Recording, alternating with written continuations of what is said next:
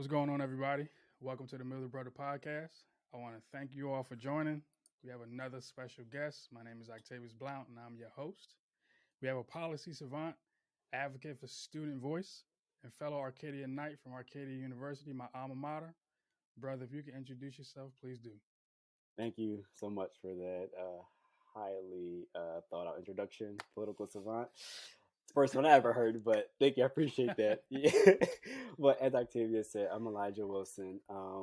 I went to Arcadia University, love policy, as he stated before. A little thing about me, I'm from Philadelphia, Pennsylvania, born and raised here.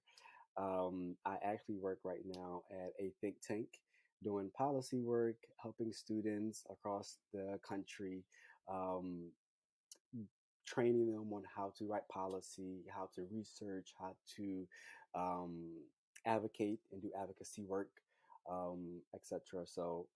But yeah, 25 years old. I am, a proud black man. I think the list can goes on and on, of Yeah. who I am and whatnot. But I guess we'll get into that later on. But that's just a little synopsis of me and who I am and whatnot. Okay. Well, I'm glad you said proud black man because that's the first question. Um, so we usually just kick it off with the main question Yeah. of what is one thing you love about being a black man? I know you said proud, but what's that one thing you love about being a black I, yeah, I think that one thing I love about being a black man, um, I, I think there's a superhero ness that comes with being a black man. I think that it comes with being black in general, right? But man? being specifically like a black male, I think there's this superhero ness that we have, and take it, that can go both ways, right? Like why do we always Mm-hmm. have to be superheroes, right? But also think there's this like resiliency that black men have that we get to like exert, from day to day, from the time we wake up, from the time we go to sleep, right? And I Mm-hmm. think that's just like inherently to who we are, right? It's like inextricably linked to our past and our present, right? Mm-hmm. So yeah, I would say the superhero ness of being a black Mm. man. That's first time I've heard somebody say superhero ness because I love it because I'm we pretty sure I are. just made that word up, so it's Hey, fine. you can make up whatever word you want. It means something. It's that true. That's true. When you look at black men, especially right now, Father's Day and everything like Yeah. that going on, everyone talks about how good their dad is, how Hmm. understanding their dad is, and being that superhero for them. And Hmm. I appreciate you for saying it. And I do want to ask you a question. How is your father being a superhero for you, or how has he been a superhero for you?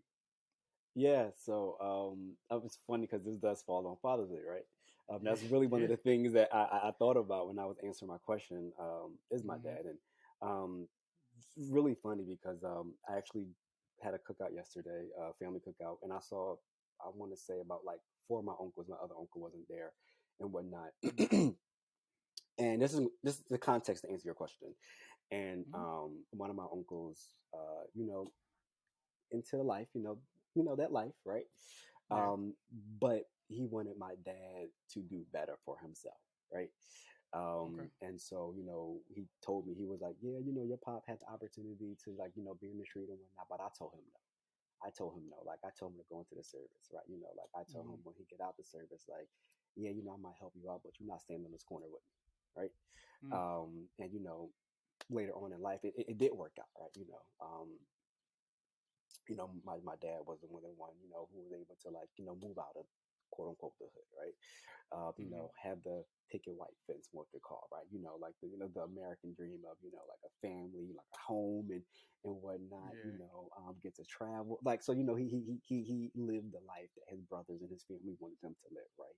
He Hmm. attained that, right? Obtained that, I should Okay. say. And so when I look at that, and as I am now growing up and becoming more mature and becoming a man, right? Um, Hmm.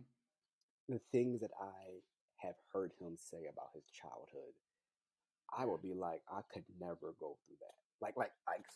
I certain things I just was like, you went through what? Yeah. I just would have never known because you don't see it, right? He Mm-hmm. doesn't look like he has been through those things, right? And Yeah. so when he shares those things with me, I just look at him like, yo, you have overcame so much, like so many odds, right? You have Mm-hmm. overcame. And while necessarily you probably want more, you probably wish you could have more, but like you superseded almost everything that everybody probably told you you could not be, right? Or like you Mm-hmm. couldn't have done, right? And so when I Yeah. look at my dad, I'm like, yo, like this man really is like the epitome of like working hard and being successful, right? Mm-hmm. And so looking at my life right now, I'm like, if he can do it and he didn't have the amount of resources that I have, Yeah. I have no excuse. I have no excuse. I literally have no excuse. And so Mm-hmm. I look at that man and I'm just like, yo, you really out here, you did your thing. Like, and I am like Mm-hmm. forever proud of that because you afforded me the life that I'm living now, right? You didn't let Mm-hmm. your circumstances become, your identity, right? And so yeah, that's why going back to like that superhero-ness, right? Like he like that Mm-hmm. resilience that he was able to display Mm-hmm. for so many years and still does. It's just mind blowing to me. I love that. The fact that the joy that you have on your face when you talk about your father means a lot. Yeah. I know he's probably in the area somewhere, but his presence may have like just gotten into you at that moment Yeah. because the smile you have on your face, the emotions you show about your dad, and the fact that you said, "Hey, bro, if you could do it, I can." And Like, yeah. he literally led by example for you. And I can, me personally, knowing you since you've been at Arcadia, and until this point right now, the hard work that you put in, it's showing. Let's just Try. be honest. I'm It's trying. showing. It's showing, and that comes from your father, your mother. Mm-hmm. Um, so just that love of your dad. Yes, it's Father's Day. Mm-hmm. Just that love that you have for your dad exudes out when you just explain what that superhero-ness means to you. And I've said this on other podcasts as well. My superheroes, even though it's just me and my mother, I have my Black Mount Rushmore of superheroes Yeah. when it comes to the Yeah. black men in my life. So I don't need to share that. I know you've probably heard it on multiple occasions, but the people that are listening to you, Right. Right. they may need to hear what Black Mount Rushmore is. So for me, it's my Uncle Mace. He had pride in Yeah. his last name. It's my Uncle Mark, the Mm-hmm. brother I had on previously before you. As far as him being a scholar, I got all his books behind me. Him being a scholar and wanting to read and learn Yeah. everything. You have Mr. Koger. I call him Uncle Koger, Uncle Earl. He's just a gentleman. He's a man's Yeah. man. Like if he will not let you pay for anything. Yeah. But he showed me you got to open up the door, you got to pull a Yeah. chair out. He's Yeah. old school black man. Yeah. And then I saw my papa, my daycare provider. He Mm-hmm. showed me what black love looked like. Yeah. Like yeah, you had Barack Obama, you had Michelle Obama, but I saw Papa and Grandma Bootsy. Those were the Yeah. first two that I've seen about black love. And then I have my Uncle Earl.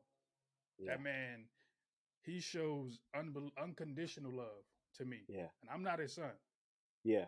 But when I was born, my man, I was 1 pound, 4 ounces when I was born, and he had to take care of me. And that the alarm on the monitor went off. When I say my mom was at work, he Mm-hmm. didn't want to call my mom. He Wow. called everybody. he said he called every fire department, police department, everybody. They walked in, they was like, you just gotta plug it back in. But ah. That's all you got. And like just the love that he showed Right. me in that moment, those are my Mm-hmm. superheroes. They Yeah. showed Yeah. love the way that they needed to. Yeah. But this brother right here, he said, "I love you to your face, to my face," Yeah. That and and I that's didn't hear powerful. that from nobody else. And that's Yeah. like you said, that's powerful. Mm-hmm. And I know your dad, your brother, any other man that has said it to you, they meant it. Mm-hmm. Mm-hmm. So for you, it's a better understanding of where your hard work comes from, Yeah. where it comes from, where it stems from. And I'm going to go a little deep with you because we do that with a lot of guests that we've had on. We go in the den. So the first question I got for you is: at what moment did you discover your blackness or being a black man? Yeah, it's funny. I remember this question being asked Yeah. from Dr. Laurie, which is one of our professors. And I Mm-hmm. was like, I'm like, what are you talking about? I always knew, like, no, no. She was like, no. When did you know you were black and a black Mm-hmm. male, right? Um, and or she says the slap, right? Um, Yeah. Everybody know that one. but right, and so, but when I knew, I think I was a black male or just black. Um, oh man, I think there's so many instances to be honest with you. I think the first one that comes to my mind is kind of going to talk about hypermasculinity, right? Mm-hmm. And like the lack of knowledge. I think Yeah. we as black men kind of sometimes perpetuate to some degree. So I was a child. I did not know. I was just having fun. I was literally like Mm-hmm. jumping rope, right? There was a whole Mm-hmm. bunch of us out there. All I hear is this booming voice. Boys don't jump rope. I'm like, I'm just, I'm, Okay. I'm, I'm, I'm I'm just having like I'm a child. Like never in my mind did I process the fact that jumping rope was only a girl's activity. Like it never. I was just having fun. It was like a cookout, and I was having fun, right? Yeah. And so, but I think me being very inquisitive, I was Mm-hmm. like, "What do you like? Like, it's literally an activity. I am Mm-hmm. lost. Like why? Like how is this? Like how can we classify physical activity Right. Right. being right? Like girls or boys? And I think that was the first moment I realized like, oh, okay, I'm a man. I'm a boy. Mm-hmm. So there's certain things that I don't do, and there's certain things that I should not do to define my Mm-hmm. manhood, right? Mm-hmm. But I think that was the first time. I think it kind of, even though it was the first time I knew I was a man. I always knew I was a man, but I think it was the first time I knew I was a black man because it's like black men don't do this, right? Yeah. We don't do this. Go pick up a football, and Yeah. which I was fine with doing either one. Like I played football, Mm-hmm. like I was fine with doing either one, but at the moment I just didn't want to. I just didn't feel like playing football. Yeah. And I think, but I think having I think it's probably one of my uncles who probably said it and stuff like that, whatever. But having a black male say that to me, I was like, Yeah. oh, okay. So black men don't do this, and men don't do this, right? Yeah. So I think that was probably the first time and I was young too. Like I had to be in like middle school probably, and I was like, oh, so we don't do this. Got you. Never gonna Mm-hmm. do this again, right? You know. Hey, So bro. yeah. I I feel you on that one. For me, I think it was two instances. When you home and you got home videos with your parents. I was watching with my mom, and I had on I think I was like one. I had on like my Power Ranger pajamas, or either Power Rangers or Ninja Turtles. Yeah, yeah, yeah. And then like my cousin, she had something, and I put some heels on. They was red. Oh, I remember, and I was walking, and my uncle was like, "Yo, he got on heels." My mom was like, "Okay, he be fine. He all right." Um, like that was one moment that my mom was right, like, right. I mean, he won. Like he He gonna like put he shoes don't. on. Like he don't know what it is. It's not. But my mom understood and was like, look, he's fine. It's my child. Right, right, right, He's gonna put on what he's gonna put on. right, And then it's his decision. right. And then I got in the eighth grade at Meredith Elementary in South Philly, and my eighth grade teacher, Miss Bisco, they was doing double dutch. And she was teaching us how to do double dutch, and none of the dudes, when you're young at like a dance, you just standing Mm-hmm. on the side like who gonna Mm-hmm. dance first. Uh-huh. I'm like, I want to Right. learn. It seems Like fun. I'm in there. I ain't know I get in. I ain't gonna lie, I ain't know I get in. So so I was like, look, I'm gonna have to stand in the middle, and then y'all gonna have to go. Yeah. And then she said, look, it's a rhythm.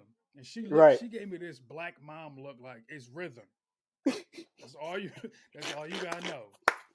She The said one it's two. boom, Come on now. boom, Come on boom, now. boom, and I was doing it. I was in it, and then more guys jumped in. I'm Mm-hmm. like, it's nothing wrong. Like you got to be comfortable with who you are Yes. Yeah. and get a Yeah. better understanding. Like people say, oh, men don't wear pink. Yeah, all right. I would. I wear pink because I'm Yeah, comfortable in my skin, but then I'm yeah, also an advocate for people in certain spaces. yeah, So when you say you're an advocate, like what does that even look like?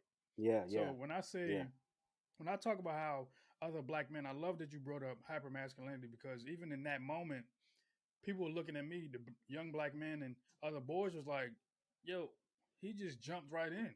Yeah, because yeah, yeah, yeah, I want to learn how to do this. yeah, And in that moment, I had to explore who I was, and so did they. yeah, And I wanted to ask you in that moment of recognizing, like, oh, I'm a black man, and oh, black yeah, men don't do this. yeah, How did you explore those feelings of I'm a black man?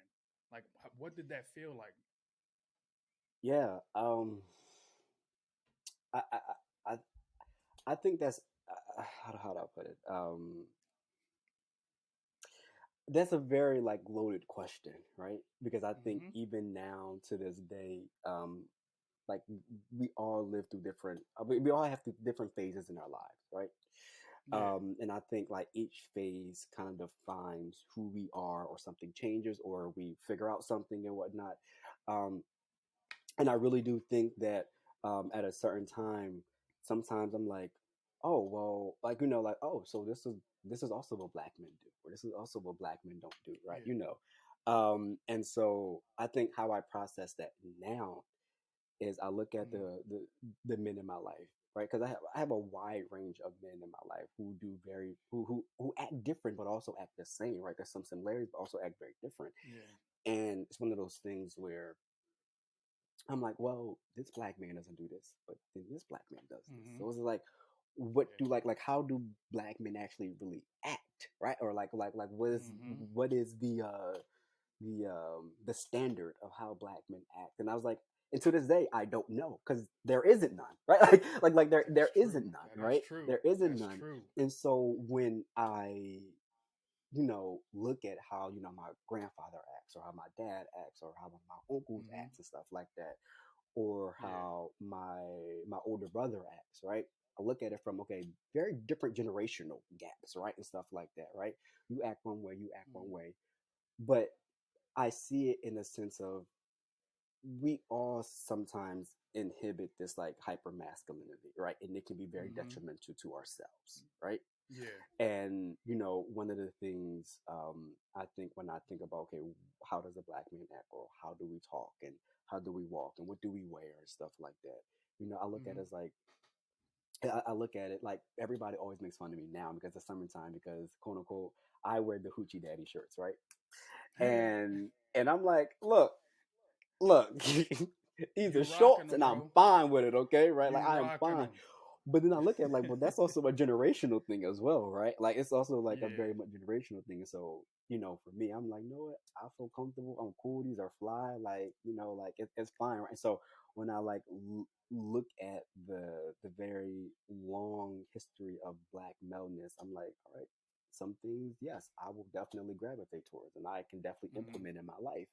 But other things, I'm like, yeah, that ain't that ain't me, right? And so I think it's me discovering like what I can take for good and what I can just kind of like push Yeah. to the side, right? So, Okay. Now, what I'm hearing from you is like you said you had a lot of black men to look at, as far as hmm your family. In yeah, the same space as me, I had a lot of black men to look at, and say, I can take this, I can take that. yes, I'm yes, definitely not taking that because that is hmm something negative.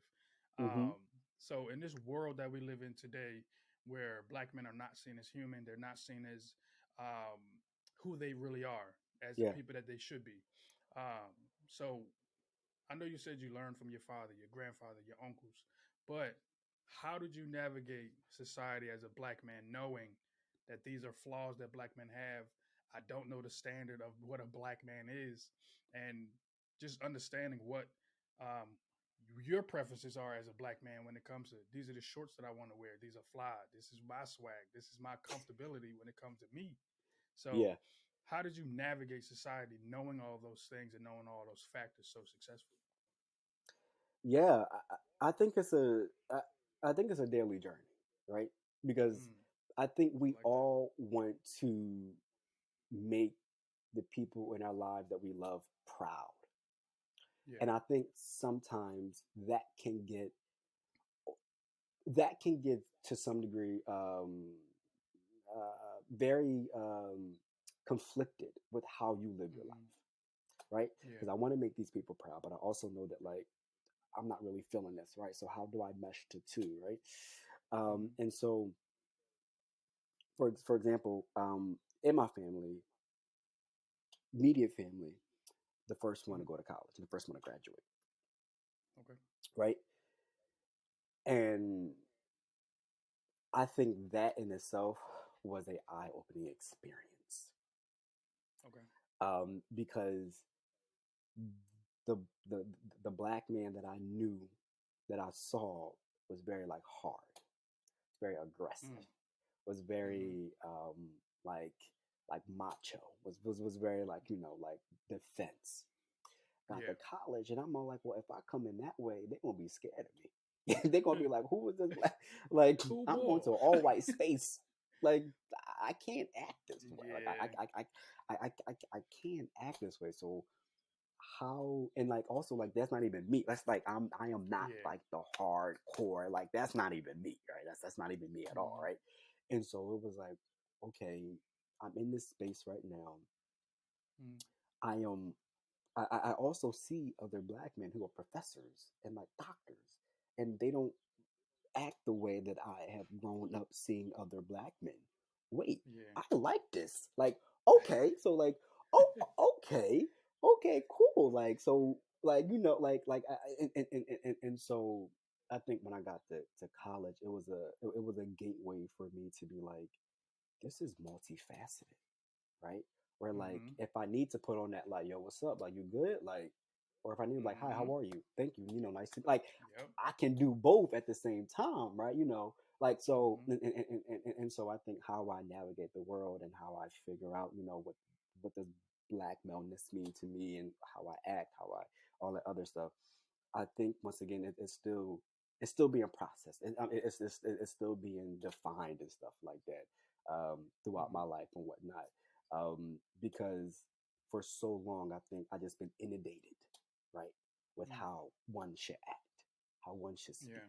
right, how one should act, how one should dress and stuff like that. And like I said before, there's things that I take. It was like that is yes, I'm going to apply this to my life, right? And the other things I was like, no.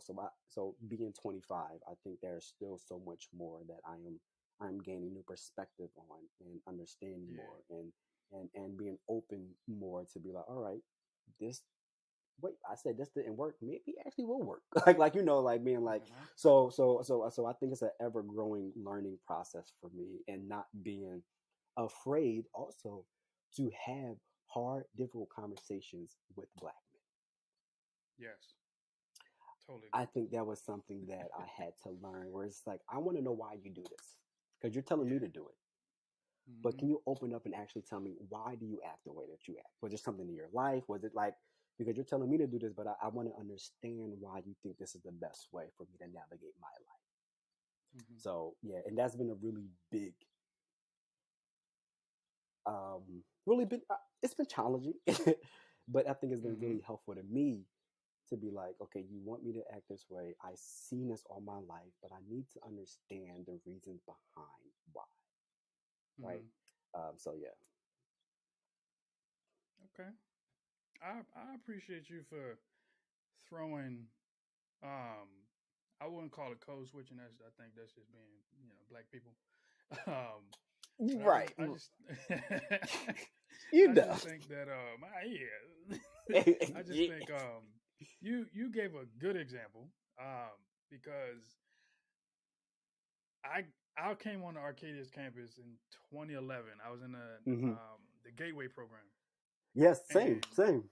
that Shout out to Dr. yeah, Angela, Dr. Laurie. Dr. Larry, Dr. Angela McNeil, Yeah. love them both, and they were Hmm. the ones that especially Dr. Larry, because I was going in bio pre PT because I wanted to I be a remember, yeah. physical therapist, Yeah. all that, Bless your heart. but but Dr. Larry was the one that said, hey, I'm gonna give you this test. It was like an Hmm. online test just to see where your skills are and where you're good at. And it said that I was good with talking to people. I was Yeah. good with listening. I was good in engaging people when it comes to different cultures. And then it came down to who do you love to and uplift most? And it said black men. And she said, well, you can come over here to sociology Mm-hmm. and, figure something out. And that's what I did. And when I got into Arcadia after the Gateway program, the black men that I saw, like I said, were scholars. They had pride in their last name, gentleman man, um, loving black love, and then also saying I love you and expressing that love to people. Mm-hmm. But then it also came where I'm my mother's child, and you you met my mother, the passionate Mama black don't woman that play. she is, and like you said, she don't play, and me neither. And I get to the point of my freshman year, first hall meeting. I said this with G because he was there at our first hall meeting. I said, none of y'all can say the N word. None of y'all. That's facts. And I looked around, I looked at everybody in their eyes, and I made sure they looked at me because it Mm-hmm. get to a point where it's a level of respect to say, look, I'm going to respect you. Yeah. I'm not going to call you outside your name. Mm-hmm. I'm not going to talk about this. I'm not going to talk about that. Yeah. And there was a level of respect on that hall Mm-hmm. because it came towards, look, we're here trying to get to our senior year and graduate. That's what Right. we're trying to do. And it gets to a point where G said, yeah, bro, you crazy. But you're a you're a level kind of crazy where it comes to you respect those that are in front of you, but you also love the people that you really care about. And I think the my mother came out on certain occasions when it came to myself being the only black man in the room. And Yeah. Yeah. I had to speak up. My mom said, "Don't give someone the ammunition to make them seem less than who you are." And when I say that to anybody, I mean it. And I walk into every room like that. And when Yeah. you said you walked on the campus, you can't be hard, you can't be this, but I can also be this. Yes. I had the same experience, bro. Same experience. Yeah. I said, do I need to walk in like Mm-hmm. Octavius from South Philly? Or do Mm-hmm. I walk in like Octavius that has been through so many things when Mm-hmm. it comes to family, when it comes to friends, when it comes to Yeah. wanting to be so successful in a Yeah. position? Do I Yeah. come in like that? So understanding like what you said is like very valuable in the experience that you had at Arcadia because when you say, "Hey, I can be yo, what's up?" and but I can also be, "How are you doing?" Yeah. A lot of people don't understand that switch. They don't. Mm-hmm. They call it code switch, and we just calling it. We have to either survive, Yes. Yeah. strive, and that's it. Yeah. And I gave you a lot of titles in the beginning. I gave you three, and we move into this space of who you repping. And when we Yeah. say with Arcadia and how we represented ourselves, Yeah. you said I know you work for it's called Roosevelt Institute, Yeah. and you do a lot of work around policy, Yeah. and you're also a son. You're Yeah. also a man's man when it comes to you're building your platform. Yeah. So when it comes to those hats that you wear and those identities that you have, being a black graduate, how do you represent those identities when it comes down to being a black man in this world? I just do them. Like I think I think I just do them right. Mm-hmm. One of the things I wanted to also talk about where like my faith also plays a huge part in my life as well, right? Yes. That's something that is paramount, and I think that like Mm-hmm. paramount in the sense of like it's before anything else, right? Like it's I think it Mm-hmm. is what has also guided me, right? Yes. Throughout my journey of life. Um, Mm-hmm. right, my relationship with God and understanding His will for my life and stuff like that, right? And Mm-hmm. understanding the gifts that I had that He has instilled in me, right? And using them to the benefit of not myself but for others, right? Mm-hmm. That has been a huge factor in my life, right? Yeah. And like my church home that I still very much go to this day, and I love. Something that they were big on was also like education, right? Mm-hmm. And so like I remember times. This is going to answer your question. I remember times when we would have to like read a book and do like a book report and stuff like that, right? Like Mm-hmm. it was just it's something that like I grew up with, right? And so And so when I wear those hats of the many Mm-hmm. different identities and stuff like that, like I just kind of, it's nothing is, how do I put it? Nothing is separate, right? Mm-hmm. If that makes sense, right? So if Yeah. I walk, it's funny, it's funny. I just actually said this to somebody. I was like, I can go down North Philly and the hood gonna love me because I'm gonna be me, right? Like, Yeah. or I could go in white corporate America and they're gonna love me too because I'm gonna just be me, right? Yeah. Yeah. I'm not going to turn down, right? And I've learned this though. Like, this has been like a learning process where going back to Arcadia, I felt as though like I couldn't be my black individual self, right? Like I couldn't, I Mm. almost had to turn it down, right? Mm-hmm. Um, until they started acting crazy, and I was like, "Oh, y'all gonna see this black boy? Like y'all gonna see me? Like y'all gonna see me, right?" Yep. Yep. Um, and then like so like once I graduated, and now I'm in this space Mm-hmm. of a bunch of now I'm in this space, and I'm like, why? Like, for example, this might be uncouth. This might have not been the proper etiquette. I don't know. And I Mm-hmm. frankly did not care at the moment. I was in a Yeah. meeting Yeah. and, we were talking or whatnot. And I was just like, I don't understand what's going on here. And so I was like, look, I was like, excuse me, but y'all gonna need to like say this in words that I can understand because it is not translating. I don't understand. Like, and Mm-hmm. I would use the words like John and bed and like, all right, like look, like we good, like, but I didn't feel no type of like I didn't feel like, oh, that is like improper or like that's not like I was just like, no, like you're gonna get me. Like I am in this space. I don't have to use the King's English to make me feel as though or make you feel as though like I am worthy or I don't have the educational attainment to be able to have these conversations. Like Yeah. that day I just didn't feel like code switching. I was just like, Mm-hmm. I don't feel like it because it gets very tiring, right? Like I Yes, was it like, does.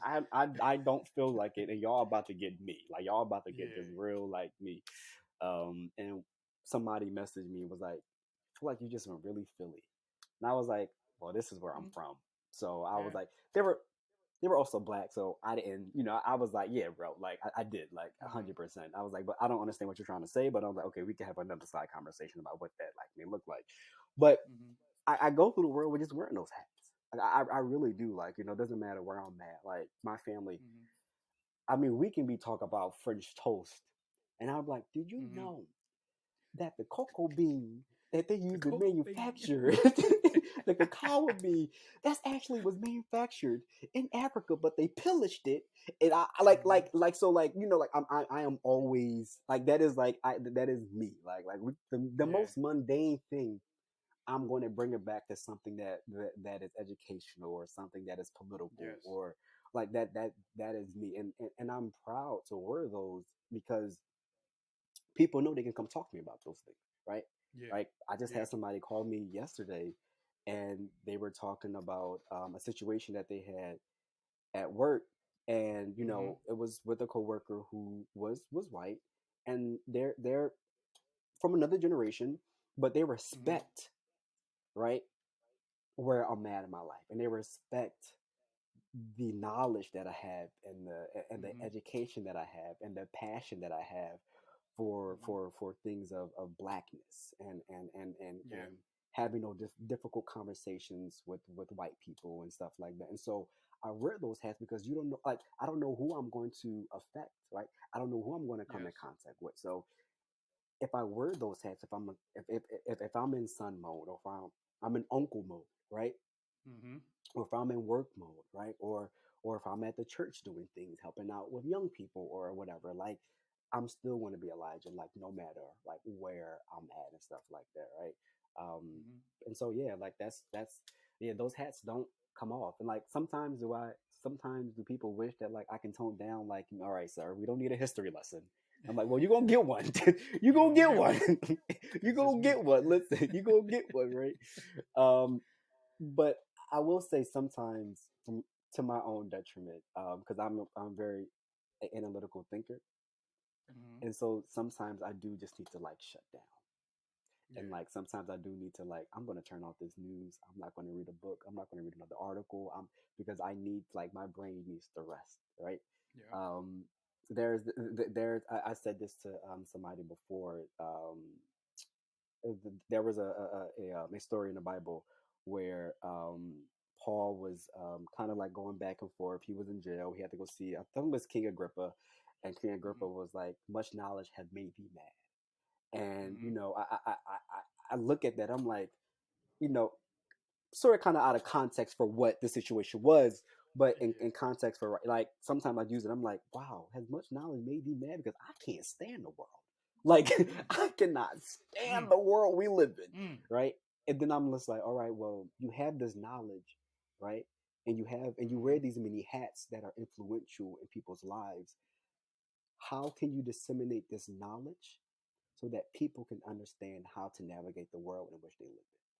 And Mm-hmm. so all those hats that I wear, you're going to get Elijah no matter Mm. Thank you. I'll say that again for the people in the back. what. Cause like that's real. It And is. I'm glad that I'm gonna go back to something you said. You brought in faith. Yeah. That's big on my end as well with my Yeah. mother, myself, and my lady. Um, one that has gotten me through a lot is two, three actually. But I'm going to say the two that I can see right now. Proverbs 16:9. It says, "A Yeah. man's heart plans his way, Yeah. but the Lord directs his steps." Mm-hmm. That meant a lot to me when I read it. And Yeah. then I also have one on my wall that says, "Trust in the Lord with all your heart and lean not on your own understanding. In Yeah. all your ways acknowledge him. He shall direct your path." Proverbs Yeah. 3, 5-6. Yeah. And I have that in my office because I can sit here and say, I have no idea what I'm doing. Mm-hmm. And I Mm-hmm. can just look to my right and I know he's going to be right there. Mm-hmm. And the fact that you said your faith is the umbrella for all the hats that you wear and just Elijah in general, Yeah. that's the same for me. So I can attest to that when you say your faith means a lot to you. Yes, I may stumble and say, well, is he Mm-hmm. here with me right now? Is he here with me in Mm-hmm. this moment? But then it's also on myself, my lady, and my mother to reel me back in and say he's Yeah. always near you. Yeah. He doesn't. He can be in your phone, Yeah. and you can be scrolling through Instagram, and you see Mm-hmm. something, and it may touch your heart. That may be him telling you, "Hey, look, I'm right here. I'm always Yeah. with you." And I'm glad that Mm-hmm. you brought that up because a lot of brothers may forget that they have someone right next to them Yeah. on their shoulders, That's guiding real. them the way that they need to guide them.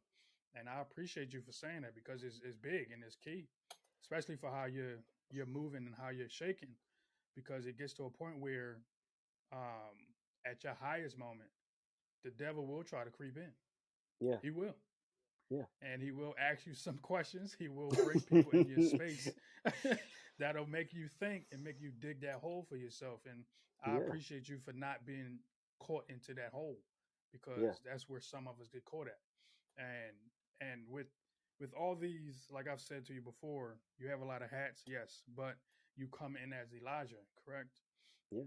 And what expectations do you have on yourself and what expectations do you think Yeah. others have on you? Ooh. Yeah, I get people with these um. questions, brother. All right. So you knew that. Hmm. All right. So you knew I didn't graduate on time. We had these conversations stuff like so like I We had mean so conversations. right, Hmm. everybody who knows me and Octavius, that's like big bro and stuff like that, right? Um so expectations, right? Hmm. And I remember the conversations where you told me like, well, bro, don't get so caught up in trying to do so much that you forget about these like all those like Hmm. once it's done you realize like, man, I had so many conversations with people, why didn't I listen to them, right? But neither here nor there. We sometimes all have to go through things to get us to where we are now and whatnot, right? Hmm. But Hmm. when I did not quote unquote graduate on time, right? Hmm. I failed. Yes, I failed everybody. I failed two classes. You know, failure is not the end all be all, right? But in that Hmm. moment, I was like, my life is done, right? Yeah. But I failed those two classes. and it pushed my graduation, back, right? Totally fine. Mm-hmm. Now I'm totally fine, right? Um, Yeah. but when I divulged that information and stuff like that to my parents and friends and loved ones and whatnot, I look back at it and I'm like, oh my, I felt as though like the world was like my world was crashing down. Like it was like one of the most horrible things that I have like that I could have done, right, in their eyes to some degree. Mm-hmm. And so that's how I felt. Mm-hmm. But talked to my parents about this later on, right? When emotions were also high and stuff like that. I was like, was there an expectation for me to graduate on time? Was there an expectation of me to excel in all these classes, right? Was the Mm-hmm. expectation of me, right, that I graduate in 4 years, right? I get Mm-hmm. a I get a good job, right? I move out like because right there are many statistics that says people don't always graduate in 4 years, right? Like so Yeah. it's fine, right? And being first Mm-hmm. generation, right? I do think that was a expectation that necessarily was not conveyed to me, right? Mm-hmm. Now, I'm not saying that that's a bad thing because I think parents have expectations of their children that rightfully so, right? But I think sometimes when Yeah. parents and other family members and other folk in your life have expectations that you necessarily aren't privy to, Mm-hmm. and when you don't necessarily live up to that, it's like, oh my God. And it's Mm-hmm. like, whoa, I didn't know you had this expectation of me to be this person, right? And so when Yeah. I don't live up to be that person, it's like your world is crashing down. But we never had a conversation, and yeah, we never had a conversation for us to be like, well, I had the expectation of you. Is that something that you actually want to do? Like, like, is this something that you actually want to do? Is this your life trajectory? Is this your life career? And I not too long ago, I really did have a conversation with my parents, um, Mm-hmm. and I was like, and it goes vice vice versa. Like, I have expectation of my parents that I never divulged before to them. I was like, oh, Yeah. I didn't know you had this expectation, right? Mm-hmm. And so there is I would say there is a lofty expectation for Elijah, Yeah. right? That I think sometimes can get very pie in the sky, right? Where it's just like, Mm-hmm. I don't know. I don't know how I'm going to reach so many expectations sometimes. Like it's just like Yeah. I don't know how. And I think I almost Mm-hmm. did it to myself because I have, by the grace of God and by the blessing of God, have done so much in my short amount of like life in Mm-hmm. 25 years, right? Like Yep. I have done a lot. I have met many people. I have gone many places and stuff like that. And so I think that just raises the bar even more. And I think Mm-hmm. sometimes it's just like, oh, did I do this to myself? And now people are expecting me to be like the president of the United States. And it's like, whoa, hold up, calm down, calm down, calm down, right? Calm I mean, down. like, I'm just for an example, but like my aunt Yeah. literally calls me like the mayor of Philadelphia. She's like, oh, here's the next mayor. And I'm like, I never said I wanted to be mayor, auntie. Right. I never say this. Right. I like, but but like people have this expectation of me where I'm going to be Yeah. doing these lofty things, right? And it's just like, Mm-hmm. whoa, like, thank you that you think so highly of me, but whoa, I really don't. I think that's kind of changed, right? I think that's kind of Yeah. changed, right? Um, but I do think on the flip side, I have very high expectations for myself, like Mm-hmm. extremely, and I think so, like, without even all the external, I think just internal, Mm-hmm. have Yes. high expectations for myself, and that is because going back to my dad, he has obtained so much, Mm-hmm. and it's like, well, I can't be living like no pig, right? Like in somebody's like barn. Like Yeah. I need to like I have an expectation by the time I turn 30 that I make certain amount of money. That I have certain like this degree, right? Like Yeah. and so while when I say certain things, I'm like, okay, like don't beat yourself about it if you don't get there, right? But that's me. Yeah. Like if I don't Mm-hmm. if I'm not moving to that direction, or if or if I don't see myself moving to get to that goal or the expectation I have for myself, I'm like, okay. What Mm-hmm. am I doing wrong? It's an Yeah. instant like you're doing something wrong. and you need to fix whatever you're doing wrong because I don't see you Mm-hmm. progressing to what you say to what your expectation is, and that's very Yeah. detrimental. I know, like Mm-hmm. I know it is, but I think we live in a world in a society where my blackness has to be exponential. Like I have to do more to make sure that Mm-hmm. I am looked at seriously. And I will Yeah. say in this career of policy and politics and stuff like that, there are thankfully there are more black people who are becoming the chiefs of staff. You know, Mm-hmm. the legislative directors, right? They are they are sitting on council, right? Most of the people in councilmen's or senators or state reps offices are all black people, right? So we are Mm-hmm. in progressive policy spaces. We are in policy spaces and whatnot, advocacy spaces. There's more, Mm-hmm. organizations other than NAACP, right? Yes. We have Color of Yes. Change, and we have Mm-hmm. all these different other different organizations that black people collective pack, right? All these other Mm-hmm. different organizations that black people are at the helm of, right? And Yes. so when I see this, I'm like, all right, it eases me a little because it's like, all right, maybe 10, 20 years ago, that wasn't it. We had maybe Mm-mm. one or two organizations that we could probably work for. Or, if there was a black senator, state rep, or council, whatever, like we would work for them and stuff like that, right? But Mm-hmm. there are many avenues now that black people who want to be in policy and advocacy and organizing, we can go into. And so that's kind of eased my worries, but at the same Yeah. time, it's still like it's still very small. And so Mm-hmm. and so we still have to do so much more. And I was like, all right, if I want to be taken seriously in this career field, I have to do so much, and I have to be at this certain level, and I have to meet these different people, so sometimes they are unrealistic expectations, but I think the expectations also sometimes come from outside influences that I think Mm-hmm. I need to learn how to navigate and balance and be like, all right, bro, this is not your lot, and that's okay, Mm-hmm. right? Like Yeah. this is not like, and that's fine, but this is maybe in your house. Try to get to here, like try this, but it's an ongoing thing with my personal expectations because I can deal with other people's expectations. I can be like, yeah, no, that's not. I'm cool, but my Yeah. personal expectations, it's like I don't want to let my own self down, and I don't want to look Mm-hmm. back and be like, man, I didn't get to achieve that, or I didn't get to do that. And it's like you Mm-hmm. gotta stop being so hard on yourself. You have to. So yeah, Okay. You said a lot, brother. I And did. when it comes down to expectations, I'm gonna just say it to you now. You're doing a great job, and you are enough. Like just be Thank honest. you. You're right Thank in you. your I moment appreciate right that. now in your space. You're doing the right amount that you're supposed to be doing.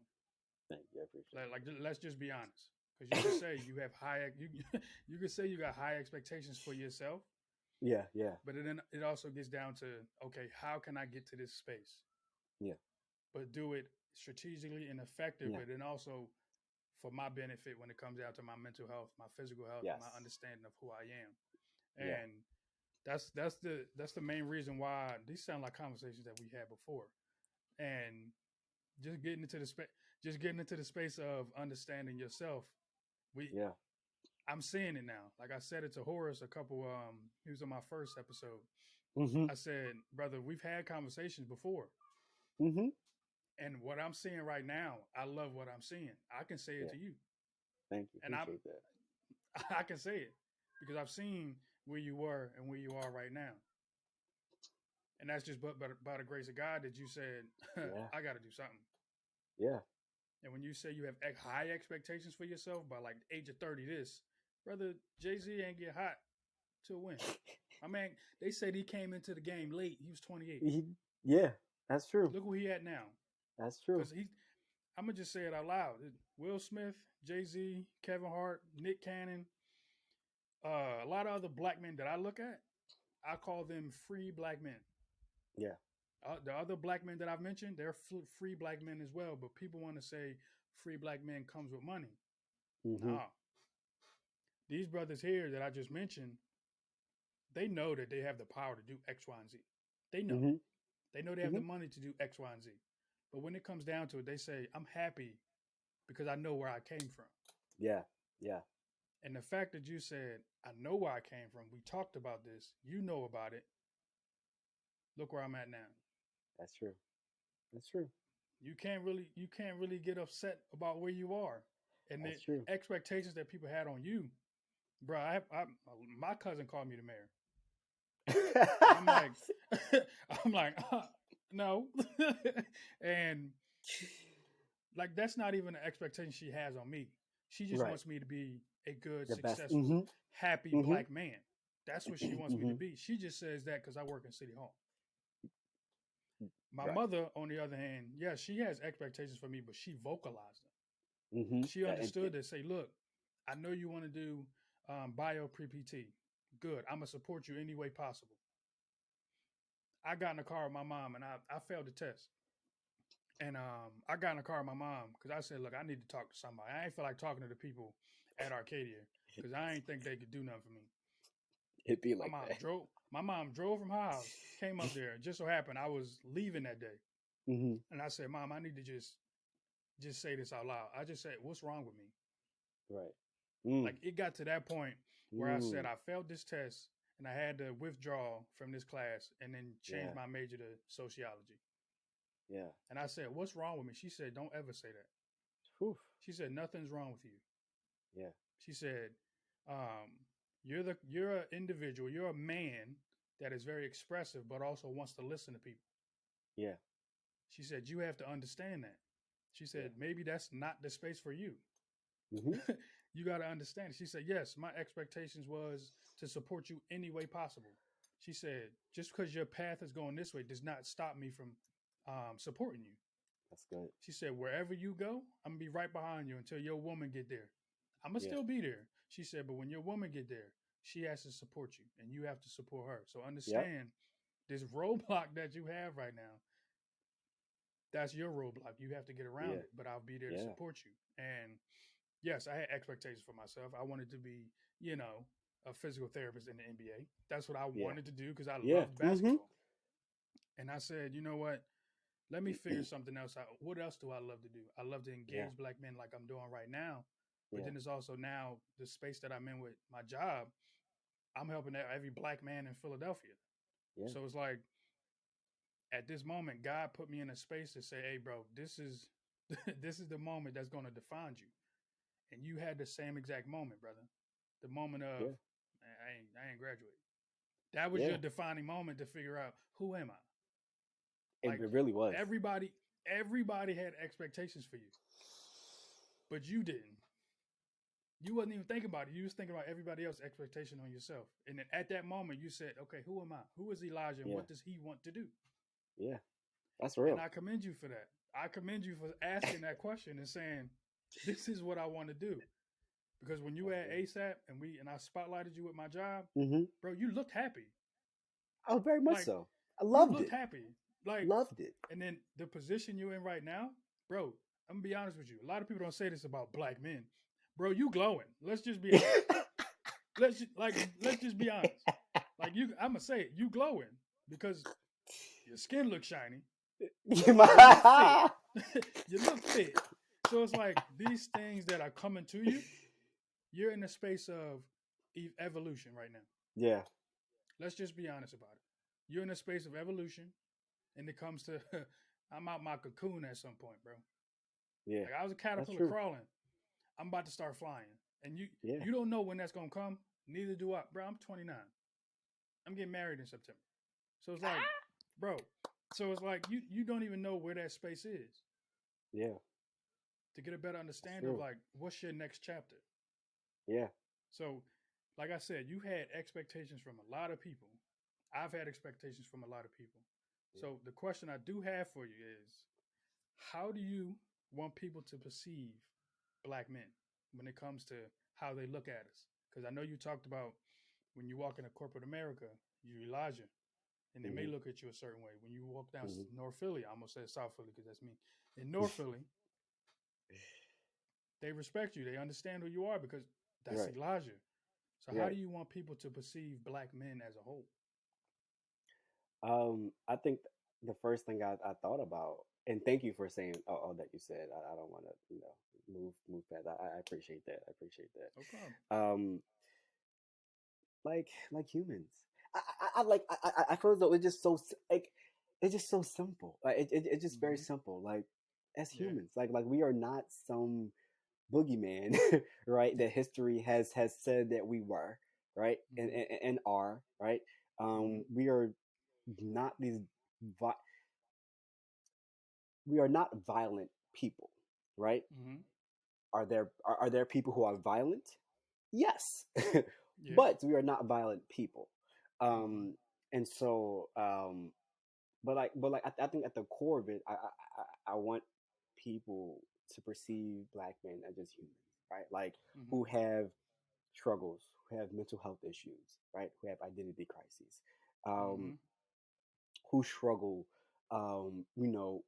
with life, right? Because that's another thing. I don't think, to some degree, uh,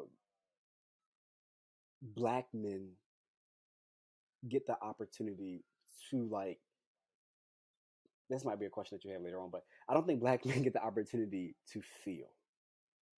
Mm-hmm. And when I say that once again, kind of goes back to that superhero-ness, right? Kind of that double-edged sword of that, right? Yeah. I sometimes don't think we get to feel. And I Mm-hmm. say that with the caveat of a lot of black men also have a lot of black women in their lives. And we Mm. sometimes just throw our feelings on them. Yeah. Or we sometimes just like put all our burdens on them and then have them figure out what we're supposed to do. And we just kind of like, well, I got too much already. I'm a black man. I gotta, like so. And like we kind of devalue the black woman in our lives because we don't necessarily know how to process and feel, but we want them to help us process and feel. Then we get mad, and right, Mm-hmm. it becomes this vicious cycle, right, of not Yeah. respecting each other, right. Mm-hmm. And so I think that if people can perceive us and look at us as humans, then we ourselves can look at ourselves as humans, and we can feel everything that humans feel, and we'll Mm-hmm. be okay. And I personally love this push right now for black men to go to counseling and to seek therapy and Mm-hmm. to seek help. Yep. I like I love that because I'm like, y'all need it. Y'all need somebody to talk to.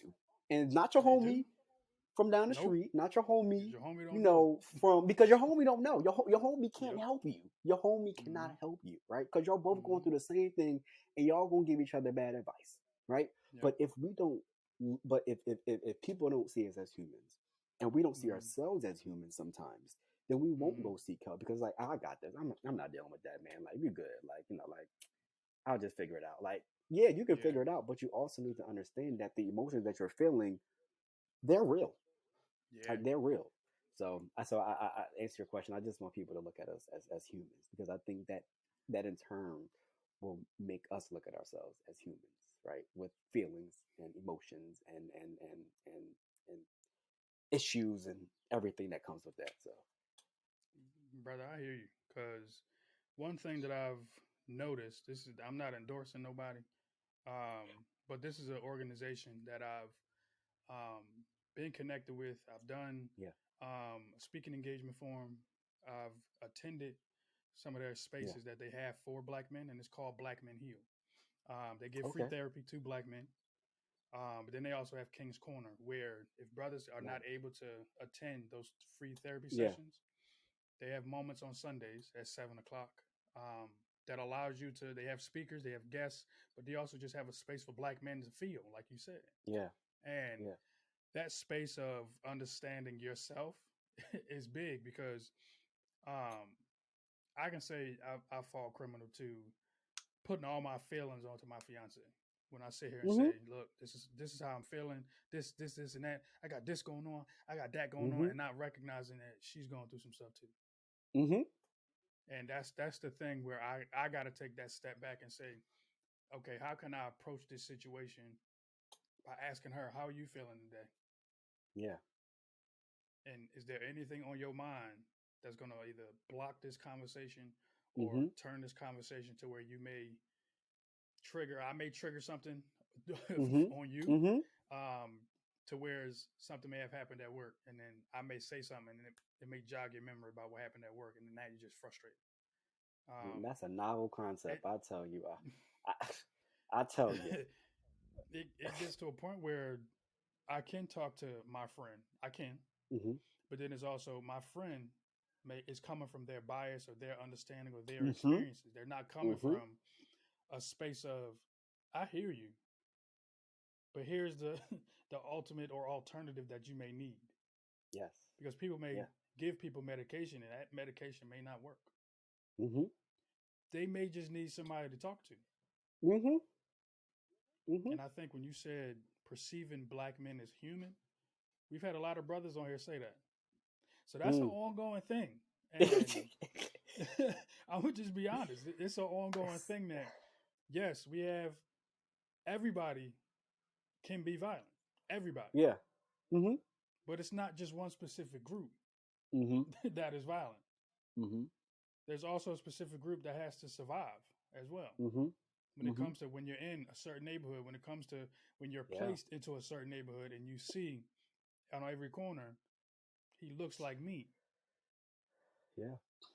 But we're in the same predicament. Hmm. Hmm. But I need to have more than you. Yeah. That's not a good thing, because I posted some on Instagram. I think Tank said it. He said our violence is not the threat. Our love is. Mm. And like that was deep because that's real. Yeah. Yeah. Like if I love, like if brother, like if I say, yo, I say it anyway. I say, bro, I love you. Like I mean that, and you know that from me. Yeah. But when you get Yeah. brothers that have not heard that before, or they may not understand, this brother is not here to hurt me. Hmm. He's not Hmm. here to cuss me out. He's not here to take my job. He's not here to do anything. I said on somebody else's podcast a few months ago, I said, bro, we can all eat. Like We it's enough coming out this kitchen that we can all eat, bro. Now, literally just said that. Literally just said that to somebody. let's say I can say I can eat stuff on my plate, but then I want to go for seconds. But you don't know where the kitchen at. Right. Ask me. Right. Just ask. If I know where the Hmm. kitchen is and I can go get myself some more, I'm not gonna sit there and no, find it yourself. No, I'm gonna tell you. Yeah. Just ask the question. Yeah. But then it also gets to a point where it's like, I'm not gonna finish this on my plate. But you see that I'm not gonna finish it. And you just ask me, hey bro, you need some help? Don't come over here and just take the plate. What if I'm, taking my belt off and just letting myself breathe for a little bit? It's literally. Like, what about It's that enough. It's conversation enough of for all of us. think it's enough It's coming out enough for that all kitchen. of us. We got It's a mad servers in there. it's a it's funny because I was actually just so I have a group chat with some of my homies, shout out to Sean and Emir, Mm-hmm. and we're all in different spaces in our lives, right? Mm-hmm. They wouldn't mind us, but Sean has, 2 kids, right? Okay. Emir is newly married, right? Mm-hmm. And I'm just, single, no kids, nothing. Still, no, it's fine with me living my best life, But but we're all in very different like spaces and times in our Mm-hmm. lives, right? Yeah. And we've grown up together and stuff like that and whatnot. And Mm-hmm. like faith is like we all go to the same church and whatnot, so like faith is another like one of the things that really glue us together, right? Yeah. But we have this chat where we'll talk like me and Sean, I mean, we will talk about politics, and sometimes we don't agree. Like sometimes Yeah. we will not agree. Like I mean, we will be getting heated conversations, right? And Emir would just be like, "Ah, man, here they go again, right? Like, hey, like here they go." But then again, but like, but because we love each other, right? We can Mm-hmm. have those conversations, right? And like the Yeah. knowledge that I have, I can share with him, and the knowledge that he has, he can Mm-hmm. share with me, right? And the knowledge that Emir has, like he can share with like both of us, right? Like and like it's just like ever learn, like it's this cycle of like ever learning and ever growing. And one day I was just sitting back, and I'm like, yo, I can actually have intellectual conversations with 2 black men who are around Mm-hmm. my age, right? And Mm-hmm. or we can talk about basketball or like it's so multifaceted, right? And I'm like, this is dope. Like this is actually super dope. Where like, and like we can hold each, and that's another thing. Like you know, you talked about, you know, going to your friend and stuff like that, and talking to them, and like while we definitely do talk to each other and stuff like that, there are times where we have to truly hold each other accountable, Yes. right? And I think that is something that is lost. Where I Mm-hmm. do think that we, as black men, and the feelings that we feel, the emotions that we feel, and when we do find people that we can express those to, and we can, and we can really be open and honest and transparent and stuff like that. Sometimes we don't hold our brothers accountable, Mm-hmm. right? That's And I true. think that's something that like we have solidified, and like, you know, and this is just one example, right? But like, you Mm-hmm. know, we have solidified that like we can hold each, like, you're like, yo, bro, don't do that. Like no, that was wrong. Mm-mm-mm. Like you Yeah. was dead wrong for that, bro. Like you was dead wrong. And like, well, and you know, he, we might not necessarily, you know, how do I put it, necessarily like it in a moment, right? Mm-hmm. Because no one likes to be told they were wrong. Like no one likes to Yeah. be held accountable, right? But Mm-hmm. I feel as though for me, it would be, and for us, it's a disservice when we don't hold our brothers accountable, Yeah. right? Because if you say you want us to grow, and if you Mm-hmm. say that, like, you know, there's enough for us to eat, right? I'm Yeah. gonna check you when I bring Yeah. you into a space where it's like, yo, chill out. You drawn. Mm-hmm. Like what are you doing? Like, I want to bring you up here, but you gotta clean up your act first. Yeah. Like there's some prerequisites sometimes, right? Like I'm not gonna Mm-hmm. bring you, and I don't know, maybe that may be the wrong, personally, I don't know, that may be wrong, but I also feel as though like sometimes, and I had to learn is like sometimes everybody can't also go into the same kitchen that you go into, right? That's real. That's real. But I can lead you somewhere else, and I can help you somewhere. Like, Mm-hmm. but this food I'm eating, you might not can't come with me, right? Mm-hmm. But I'm not gonna leave you starving, Yeah. right? I'm gonna take you somewhere else. I'm be like, all right, listen, I got you here. This is the person I'm gonna hand you off to. Now it's up to It's on you. you. Like me and you It's on can't you. go Yeah. to the same place, but I love you enough Mm-hmm. to be like, all right, here you go. Thank you. I'm gonna set you up, Thank and I you. hope, I wish nothing but the best for you. But Mm-hmm. we can't eat at the same table, unfortunately. But Yeah. listen, there's a table right here that's perfect Mm-hmm. for you. And I think like we have to like be real with our brothers and be like, listen, bro, Mm-hmm. you know, black men, I get you. I know. we Yeah. don't gotta say much. Bro. Like, come on, bro. Like, come on, bro. Like, you know, and Yeah. but I think that's something that like we have to start holding our brothers accountable, right? Because I Yeah. think like we won't progress as a brotherhood if we don't Mm-hmm. hold our brothers accountable, right? And Yeah. I think holding each other accountable looks very different in very different ways and stuff like that. But just example, like, you know, of like, you know, just like we can all eat. Yeah, we all can eat, but sometimes we may not all eat at the same table, right? But we can Or still the have our same own food. table together, Yeah. or the same food. But we can have our own. Like, Mm-hmm. we can definitely like, man, this is what you learned. Yo, thank you for sharing this. Like, this is Mm. what you learned. Thank you for sharing this, brother. Like, I Yes. appreciate this. Like, right? Because we have our Mm-hmm. own table, right? Because Yeah. we set up a table, right? And so like, but like sometimes I think, I really want to touch on this point because I have Mm-hmm. seen where black men Mm-hmm. get to a certain space, get Yeah. into a certain class, Come get on. to a Come certain on. you know, Come on. status, You and there? they just forget all about where they came from, Mm-hmm. right? They The forget brothers that all got them about there. right, Mm-hmm. and that also is a detriment as well Yep. because it's just Yep. like I got like not I got you here, but you ain't get here. No man is an island, and no Thank one you. gets to anywhere without somebody or without people Mm-hmm. behind them, right? Yeah. Yes, you may not necessarily have the people that you want supporting you behind you, but someone is Mm-hmm. there each step of the way to be able to bring you into the space that you are at or where you are going to. And I Mm-hmm. do think that like as black men, sometimes we get into this space where we want to achieve whiteness. Mm, mm, And it's just like, why is whiteness the default of what we want to achieve? yeah. Sometimes I get a little perplexed when I see people like going ham and going hard for white billionaires. I'm like, Mm-hmm. Elon Musk don't care about you, bro. He don't. Y'all on two different tax brackets. And you going, I mean, hard. And this is like, why is that the pinnacle of your success? Looking at a white man, like, I want to be like him. I want to be LeBron. And we have other different, right? But then, but so That's listen, real, bro. but I hear listen. you.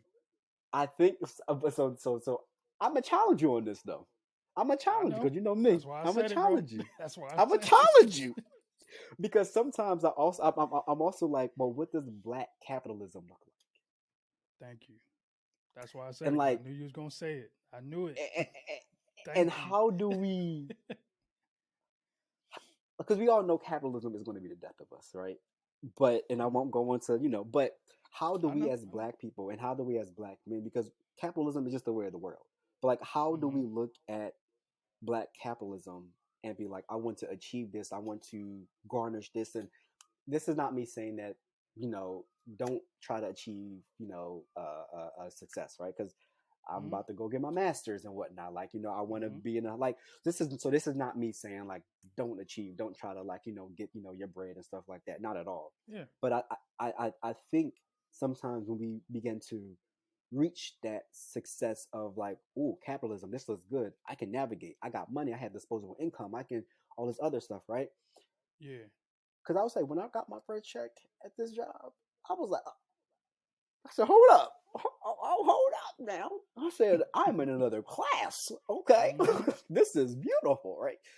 But Mm-hmm. it's like, okay, how can I now redistribute the little wealth that I do have, right? Mm-hmm. To making sure that my community is fed, right? And I Yeah. think sometimes that is lost when we talk Mm-hmm. about because I do sometimes think that like black capitalism is going to be the death of our people sometimes because it's just Mm-hmm. like, especially when it comes down to black men, and I have to say this Say because it. I have to say This is this, safe space. we are very there's a Say certain it. type of black man that white America will gravitate towards, Mm-hmm. and they will Mm-hmm. take us. They will give us everything that we need, and they will sequester us to only be with them, Yeah. right? And so I think that when we start to get into, because it's not a lot, it's not a lot, Mm-hmm. but there are, at one point there were much more black men millionaires than black women millionaires and billionaires, right? Yeah. That's obviously changing and stuff like that because black women like, look, we here to stay, and we're gonna do what we need to do, right? And I'm Mm-hmm. here for it, right? Yep. But when we look at who ran the companies and who were the first legislators and Congress and stuff like that, like they were black men, right? Like Mm-hmm. they weren't black women, but they were black men.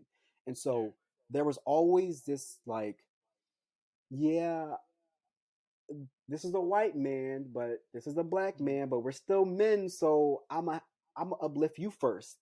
I'm gonna have you Mm-hmm. forget about all the people that kind of helped you get along care of. So you're gonna be with me, but it's always gonna be a division. You ain't gonna never be me, right? But Yeah.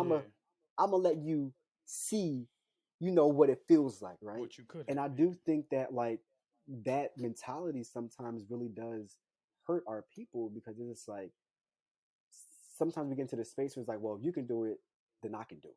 And it's like Mm-hmm. that pull yourself up by your own bootstraps sometimes isn't it doesn't work out for everybody. It And can't so happen. it can't happen, right? And so I do think that like when we talk about wealth in the Yeah. black community and especially with black men in particularly, there is this like gatekeeping that happens, Yeah. right? There's this like there's this like if I'm here, if I see another black man here, oh man, he probably gonna try to like steal my spot, right? Yeah. But that that's because of white supremacy. right? Mm-hmm. that all boils down to like white supremacy, and Mm-hmm. that's a whole nother conversation, right? Yeah, that's a Of whole how we've yeah. been of how we've been inundated by Mm-hmm. white supremacy to think that we could be the only ones in spaces because Yeah. we don't know how to prepare and set other tables for other people, right? Mm-hmm. But Brother. Hey, look, what you just said is a question I do have for you though. When you hmm talked about um, gatekeeping, the main yeah, reason I think you know by now, the main reason for this podcast is because I've seen a difference in attention between the younger generation and the older generation, where it comes to okay, you got this younger generation sitting there saying, "Hey, old head, like this is how we doing it now." You got the older hmm generation saying, "Well, that's not how I did it. You should do it like this." yeah, yeah, yeah, Then you yeah. got like myself, you, and some other people that are like, "I hear y'all, but y'all are saying the same thing," Same thing. and and it's like when you have this gatekeeper that may be the older generation hmm stopping this younger brother here. Now it's hmm on myself, you to say, "Hey, bro, I got the key. I'm gonna just open the gate. That's cool with Right, you, cause you know me. right, We right, talked already. right. Now I'm allowing him to come through because you got to let him through because that next door is not for me and you. It's hmm for him. hmm You got me to the door. I found the key. It Yeah. wasn't for us to go through. It's for him to go through. So let hmm him go." Yeah. And in this space of, I do want to ask you um,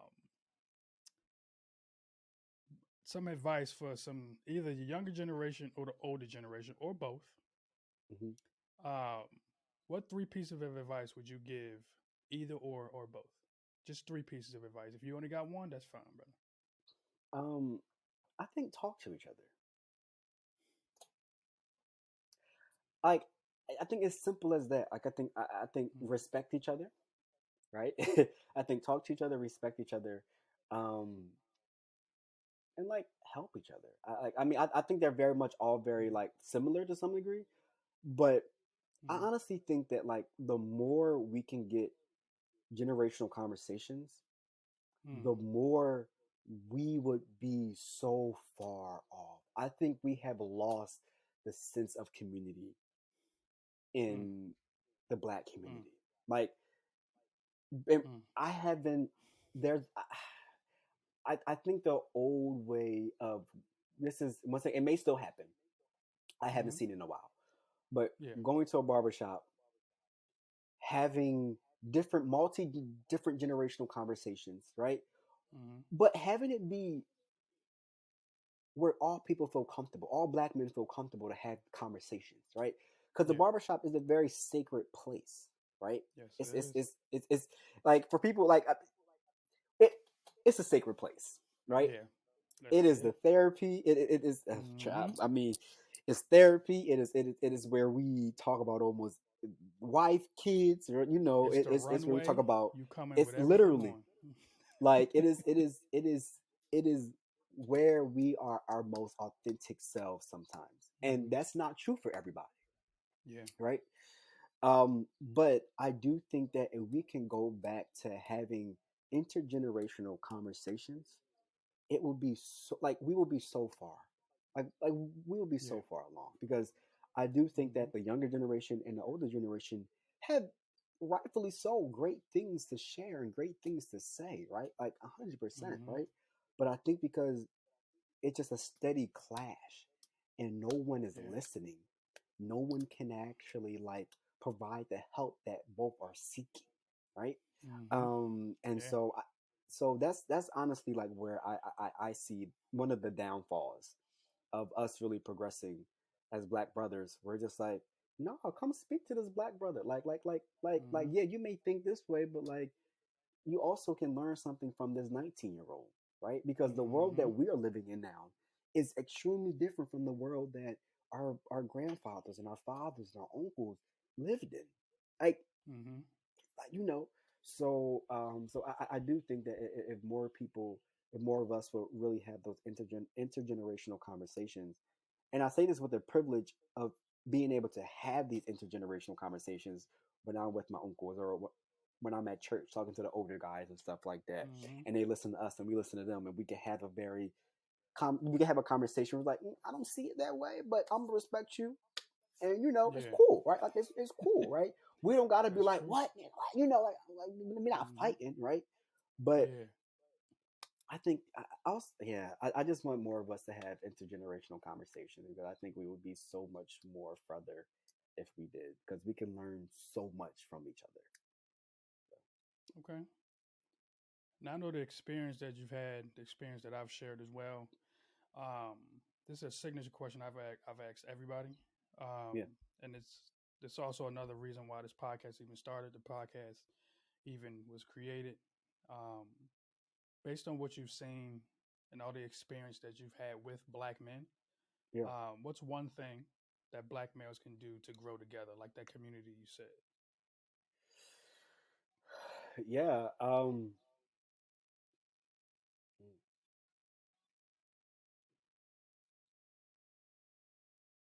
It's going to sound really simple, and I just kind of go back to what I said before, but listen. I think we just need to listen to each other. Like I really do. I think we need to listen to each other. I think that we in this space in this walk of making sure that you know everybody everybody's not going to be Obama. Everybody's not going to be LeBron. Everybody's not going to be Jay-Z, right? You know, but there may be people who who are in a community doing great work, right? And there are young people who are also doing great work and stuff like that. Like the first person I think about that came to my mind was Tamir, right? He's doing great work in the community, right? Um, but I can imagine a force that would be if somebody from the older generation and them two work together and bring these two creative minds together. Like, how transformative that would be? Like someone who has been in the community for years, older black man, and someone who is in the community now but younger black man, very two different people they're talking to, but also the same person, right? I, I can just imagine what type of force and what type of like things could get done, right? Because sometimes it doesn't take a politician. And I'm gonna be very honest. I'm in politics and I'm in policy, and sometimes politicians can't do the work that Mm-hmm. community organizers and just regular old black men can do. Mm-hmm. Like they just can't sometimes, right? Yeah. Because it's just like you probably just want this for a photo op.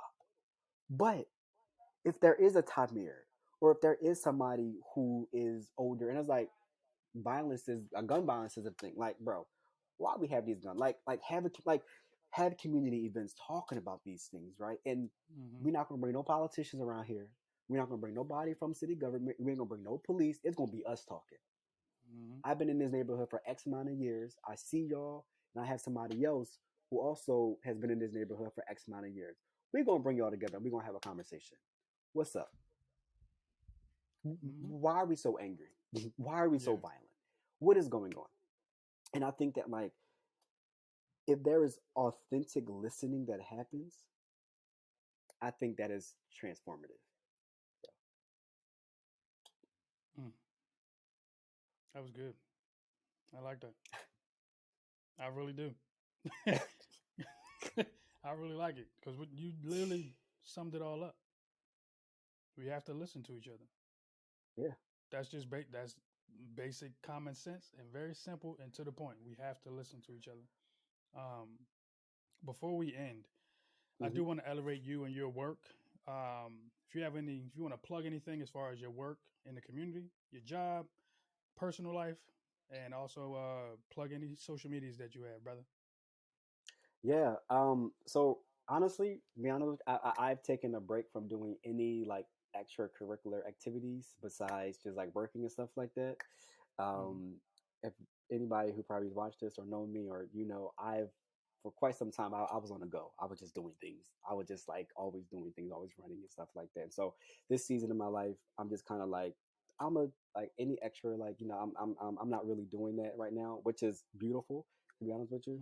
Mm-hmm. And so right now I'm just like really working and whatnot, and I love the fact that I am growing and learning in this space that I'm at. I think everybody needs that season of just really growing and learning and being intentional about the things that they're going to be doing to set them up for their next phase in life. And so that's really what I'm doing now. I'm learning the ins and outs of policy. I'm helping young people, write these policies and stuff like that, like for their different communities and whatnot. Being integral in their research and advocacy and stuff like that. And so while I'm teaching them, I'm also learning for myself as well. Whereas it's like, this is how to be a better organizer. This is how to be a better policy writer, right? This is how to do better research, right? And so when I do go along and I, start master's programs and stuff like that, right? I'm like, all right, I have these tools under my belt, right? Because I wasn't Mm-hmm. always doing, but I was just sitting and learning and Mm-hmm. soaking up things, right? And so that's kind of where I'm at right now. But other than that, y'all can follow me on this is I feel like I'm getting old. I don't even know my social media handles and whatnot like that. This is crazy. Uh y'all can follow me, what's my Instagram? My Instagram is Lord have mercy. Oh, Elijah JW underscore. That is my Instagram. And the Twitter is Elijah J Wilson underscore. Very official. Very official. Very simple. Very straight to the point. Um but yeah, I this was really a great time. I'm not gonna lie. This is this was fun. Like I feel like part of me was like, I don't want this to end. Like this is good. Like this is there's so much we can still unpack. There's so much we can still get into. Mm-hmm. But and that's the thing. That's the thing when there's authentic listening and learning Yeah. and just encoding and decoding what each other are saying, right? Mm-hmm. We can have conversations like this where there be some like there I mean there may be some points where you was like, brother, I don't know, but you know what, we gonna go with it, Use it. right? Right? Mm-hmm. But like that's the love, right? And that's the thing. Like Yeah. love is a powerful thing, and love makes us be able to have these conversations where we could be like, you know what? I respect that. That's a different perspective, and I respect Mm-hmm. that, and like I can see where you're coming from, and that's like real love, right? Yeah. So yeah, this was really fun. I appreciate this. Oh, brother, I want to thank you. I want to thank everybody for listening. And brother, I love you. Love you too. I do also want to say follow us on Instagram and YouTube at Urban Thinker Media. You can also go to our website at www.urbanthinkermedia.com. We have a lot of projects coming up soon. Elijah will be a part of some. He doesn't know that yet, but he knows that now. You can check us out, and you can see us. You can see us next time with another good brother here on the Middle Brother Podcast. Peace.